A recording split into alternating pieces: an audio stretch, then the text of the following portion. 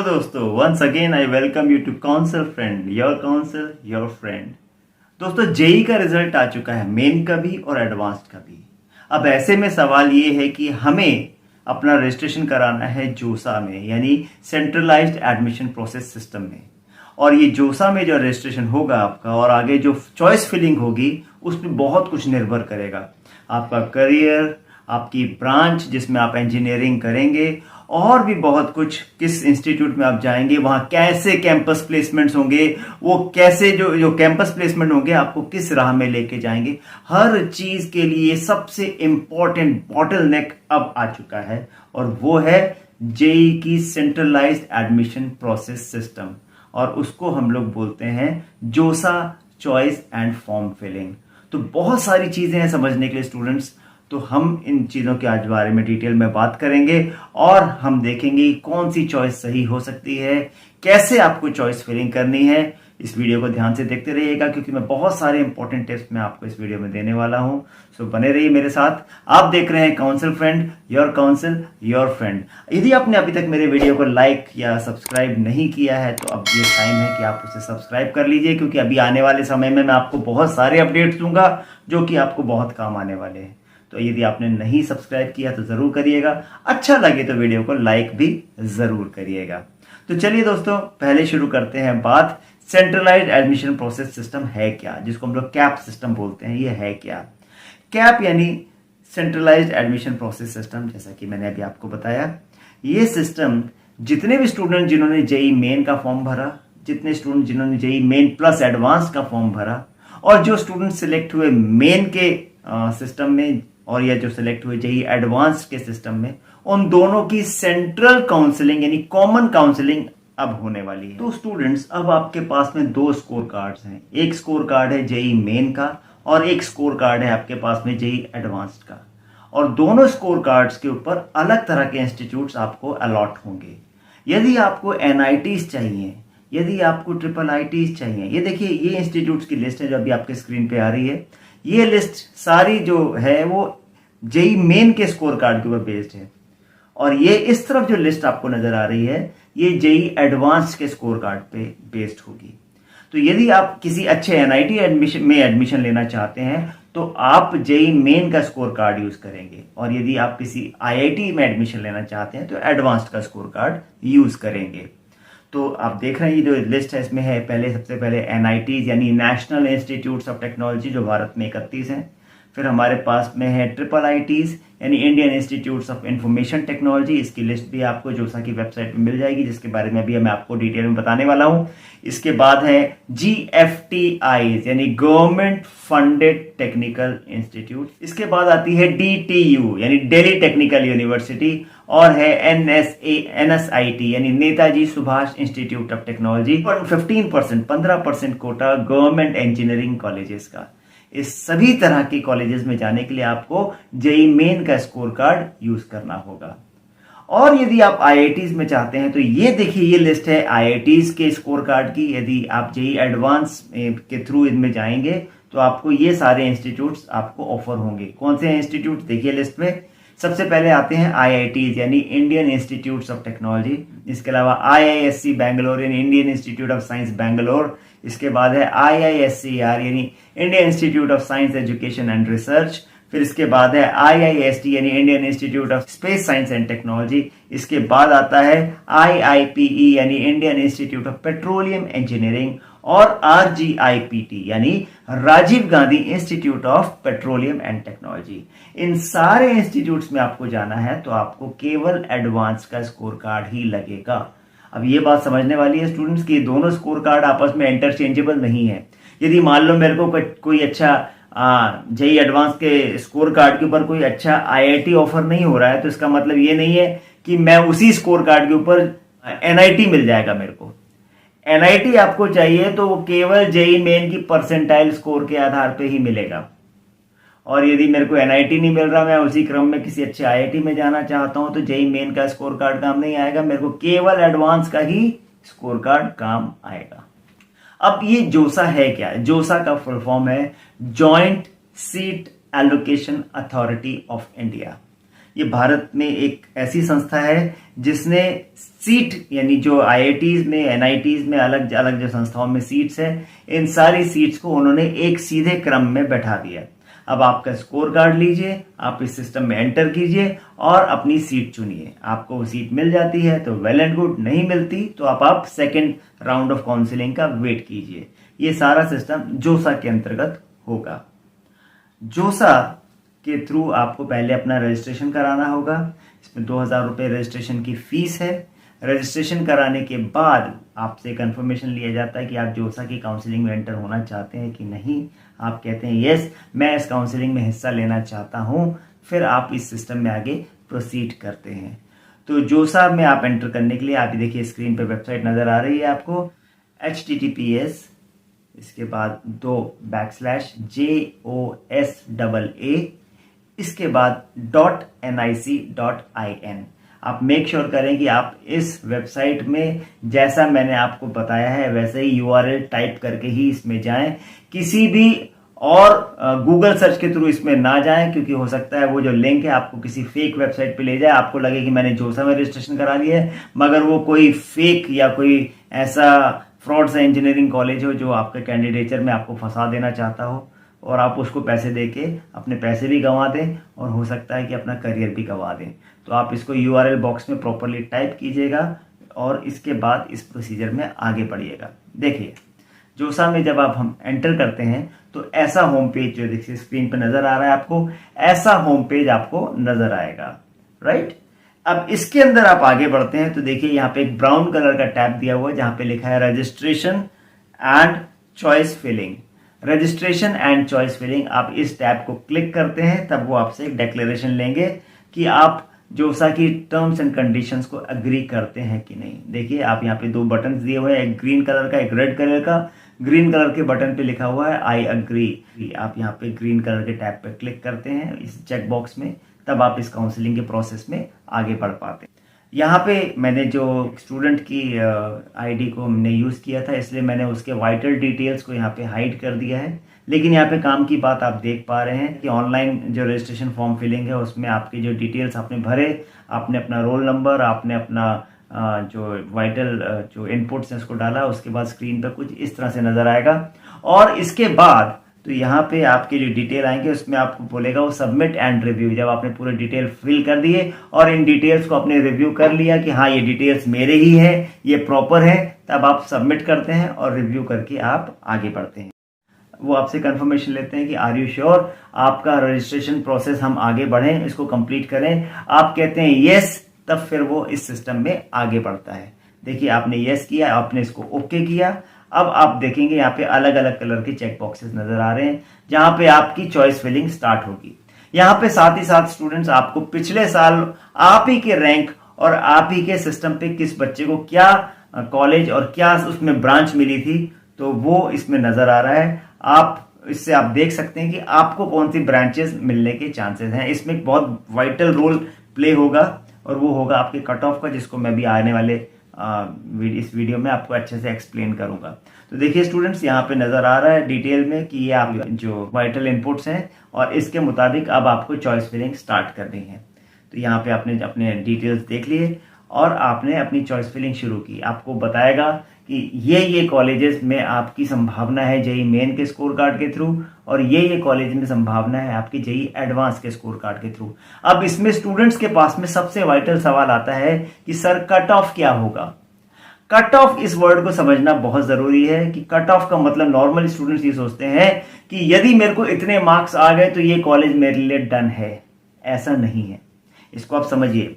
मान लीजिए नागपुर का VNIT, Visvesvaraya national institute of technology, इस संस्थान में आपको मान लीजिए कंप्यूटर साइंस की ब्रांच चाहिए और कंप्यूटर साइंस की ब्रांच मान लीजिए वर्ष 2020 में उसमें मान लीजिए 100 सीटें थी और वो 100 सीट में आपकी कैटेगरी मान लीजिए ओपन है। ओपन कैटेगरी में जो आखिरी स्टूडेंट एडमिट हुआ और उसका परसेंटाइल मान लीजिए 97.3 था, तो हम ये मान के चलेंगे कि 2020 में VNIT की कंप्यूटर साइंस ब्रांच 97 97.3 परसेंटाइल पे क्लोज हुई।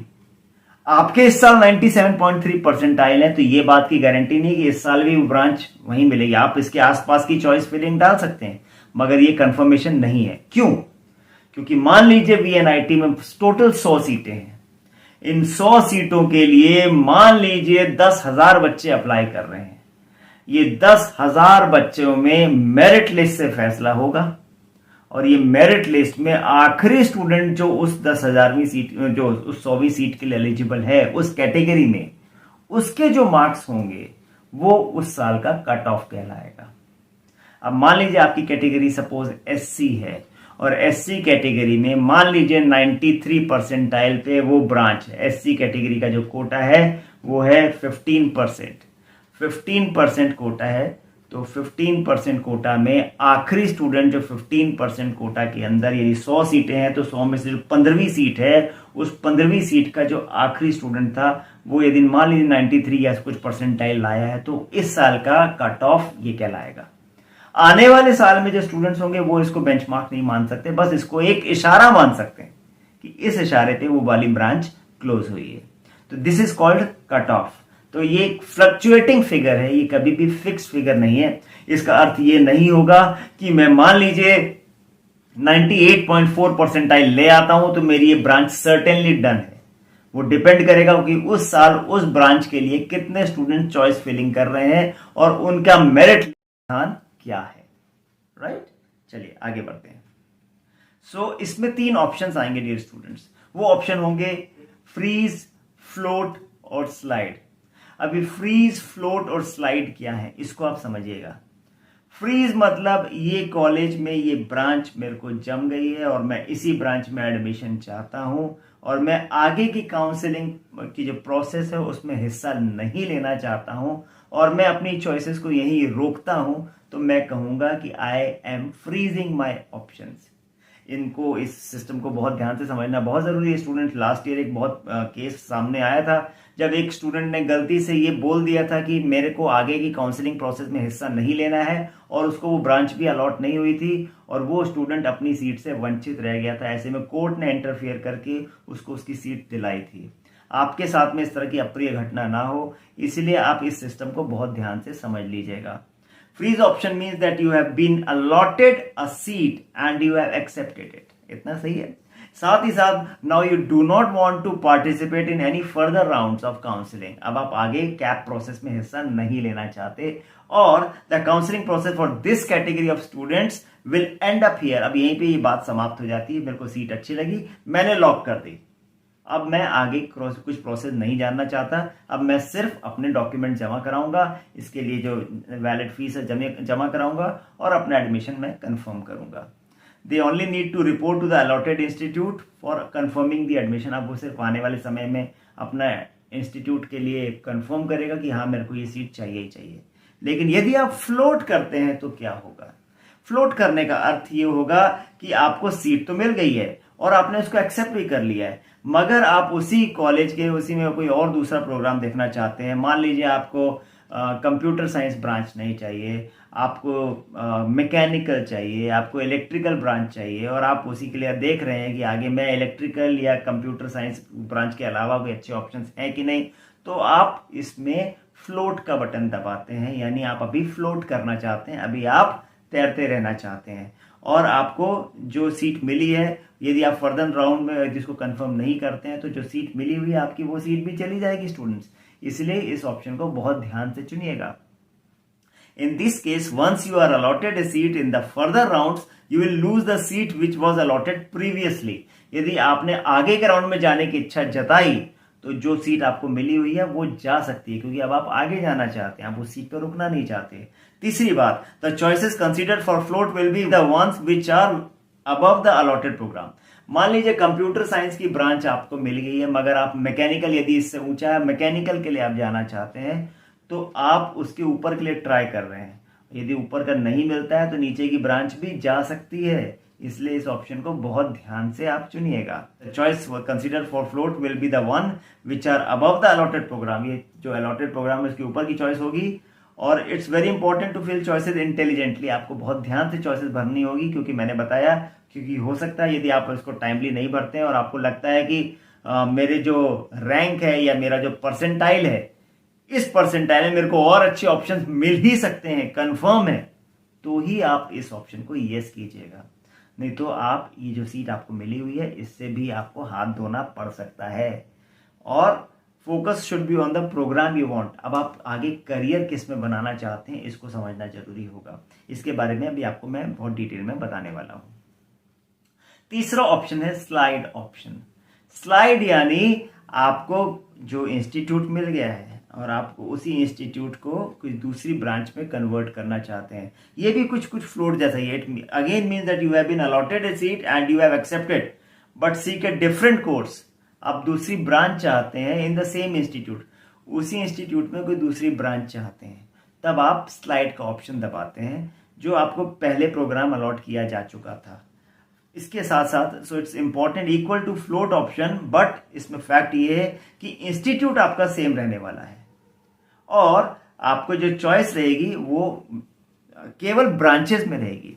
मगर इंपॉर्टेंट ये है कि यदि यहां भी आपने कोई गलती की तो आपकी सीट जा सकती है। इसलिए इसको भी आप बहुत सोच समझ के भरिएगा। आपके पास भरपूर चॉइसेस भरने का मौका है और चॉइसेस भरने के बाद सिस्टम आपसे बार बार रिकन्फर्म करेगा कि क्या ये चॉइस आपकी फाइनल है। तो आप सोच समझ के अपना निर्णय दीजिएगा। इसमें इंपॉर्टेंट बात यह है कि आपको चुनना क्या है। आपको आईआईटीज चुनने हैं तो जैसा मैंने बताया, आईआईटीज में एडवांस का स्कोर कार्ड लगेगा। मगर बेस्ट आईआईटी कौन सा है? बेस्ट आईआईटी जो है वो पुराने 7 आईआईटी हैं। देखिए स्क्रीन पे लिस्ट नजर आ रही है। ये पुराने 7 आईआईटीज बेस्ट माने जाते हैं, जो रैंकिंग वाइज यहाँ पे मैं डिटेल में दिखा रहा हूँ। आईआईटी मद्रास नंबर 1 पे है, नंबर 2 पे है आईआईटी दिल्ली, 3 पे है बॉम्बे, 4 पे है कानपुर, 5 पे है खड़गपुर, 6 पे है रुड़की, 7 पे है गुवाहाटी। ये सातों चॉइसेस आप ले सकते हैं, ये one of the best choices हैं। लेकिन इसमें फिर आप ब्रांच का लालच मत कीजिएगा, क्योंकि यदि पुराने 7 आईआईटीज मिल रहे हैं तो वो अपने आप में बेस्ट हैं, अनलेस कि आप प्लेसमेंट्स के ऊपर नहीं, करियर्स के ऊपर जाना चाहते हैं। मान लीजिए कोई स्टूडेंट चाहता नहीं मेरे को तो कंप्यूटर साइंस में ही आगे बढ़ना है, कोई स्टूडेंट चाहता है कि मेरे को एरोनॉटिक्स में ही आगे बढ़ना है, या मेरे को कोई एक पर्टिकुलर ब्रांच में ही अपना करियर सेट करना है, मैं उस ब्रांच के पीछे जाऊंगा, भले मेरे को इंस्टीट्यूट कोई भी मिले। मगर ऐसा बहुत कम स्टूडेंट्स के साथ में देखने को मिलता है। मैक्सिमम स्टूडेंट्स चाहते हैं कि उनको अच्छा इंस्टीट्यूट मिल जाए, क्योंकि ब्रांचेस भी अंदर बाद में शिफ्ट कर सकते हैं। और यदि मैं अच्छे इंस्टीट्यूट के ब्रांड वैल्यू के साथ जुड़ा हुआ हूं तो मेरे को कोई ना कोई अच्छा प्लेसमेंट ऑफर आगे चल के मिल ही सकता है। क्योंकि इंजीनियर्स वो फिक्स नहीं है कि आगे मैकेनिकल इंजीनियर ही रहेगा। He can be a banker, he can be a very good businessman. हमने बहुत सारे एग्जाम्पल्स पास में देखे हुए हैं। हो सकता है कि वो एक अच्छा एंटरप्रेन्योर साबित हो, और वो ये जरूरी नहीं है कि वो एक अच्छा बिजनेसमैन बने, हो सकता है वो एक अच्छा एम्प्लॉय बने। तो आपकी ब्रांड वैल्यू एक अच्छे आईआईटीज के साथ जुड़ी है, तो वो सबसे इंपॉर्टेंट होगा। यदि वो 7 आईआईटीज आपको नहीं मिल रहे हैं तो ये उसके बाद की कुछ बेस्ट चॉइसेस हैं। देखिए स्क्रीन पर नजर आ रहा है, IIT Hyderabad, IIT Dhanbad, IIT Indore, IIT Varanasi, IIT Ropar, IIT Patna, IIT Gandhinagar, IIT Bhubaneswar, IIT Mandi और आईआईटी जोधपुर। यदि वो आईआईटीज नहीं मिल रहे हैं तो आप इनमें से कुछ आईआईटीज को चुन सकते हैं, मगर आप आईआईटी की ब्रांड वैल्यू के साथ जुड़े रहेंगे। और यदि इसके अलावा यदि नहीं मिल रहे हैं तो ये कुछ नए आईआईटीज हैं जिसको आप, इसकी जगह कोई अच्छा एनआईटी मिल रहा है और आपकी परसेंटाइल स्कोर अच्छी है और उसके बेसिस पे आपको अच्छा एनआईटी मिल रहा है, जैसे एनआईटी वारंगल मिल रहा है, एनआईटी ट्रिची मिल रहा है, एनआईटी सूरतकल मिल रहा है, या एनआईटी इलाहाबाद मिल रहा है, तो आप इन एनआईटी नागपुर मिल रहा है आपको, साथ में एमए एनआईटी भोपाल मिल रहा है, मैनेट भोपाल मिल रहा है।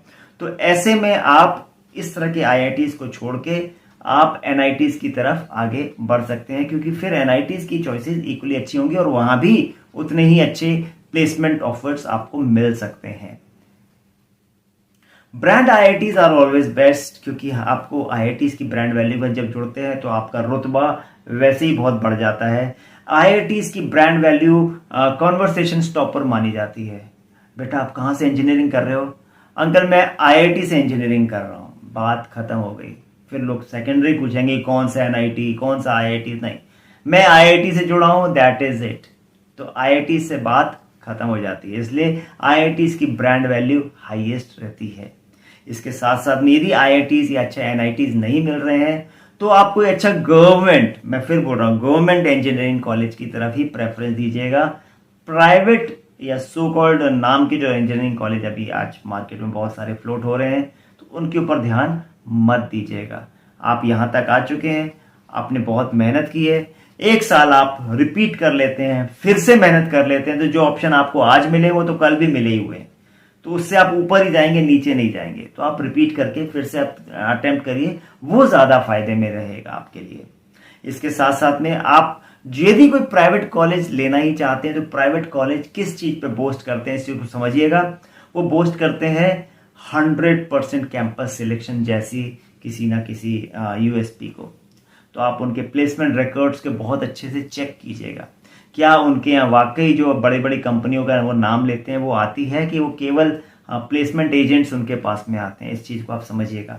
सेकेंडली, वो यदि आपके पास में उस इंस्टीट्यूट का एलुमनाई रिकॉर्ड हो और आपके पास में रिकॉर्ड हो कि वहाँ के जो स्टूडेंट्स हैं वो ऑलरेडी पिछले 4-5 सालों में जो आपसे पहले बैचेस में इंजीनियरिंग करके वहां से गए हैं वो कहाँ प्लेस हुए हैं, यदि वो रिकॉर्ड आपके पास में है तो बहुत अच्छा। और वो रिकॉर्ड चेक करने का बहुत अच्छा तरीका होगा, आप लिंक्डइन जैसी साइट पे जाइए और वहां पे आपको उन जो स्टूडेंट्स के या उन एल्यूमिनस के आपको रिकॉर्ड मिल जाएंगे। वहां से आप चेक कीजिए कि ये जो बंदा जिसका कॉलेज इतना ढिंडोरा पीट रहा है ये वाकई ऐसी जगह पे पहुंचा है, तो क्या मैं अपना करियर इसके लिए दांव पे लगा सकता हूं। क्योंकि यदि मैं ऐसा नहीं करता हूं तो मेरे करियर के साथ में गेम हो सकता है, मेरा पैसा भी जा सकता है, मेरा करियर भी आगे खराब हो सकता है। तो इसलिए रुक जाएं, दोबारा तैयारी कर लें, फायदा ही होगा।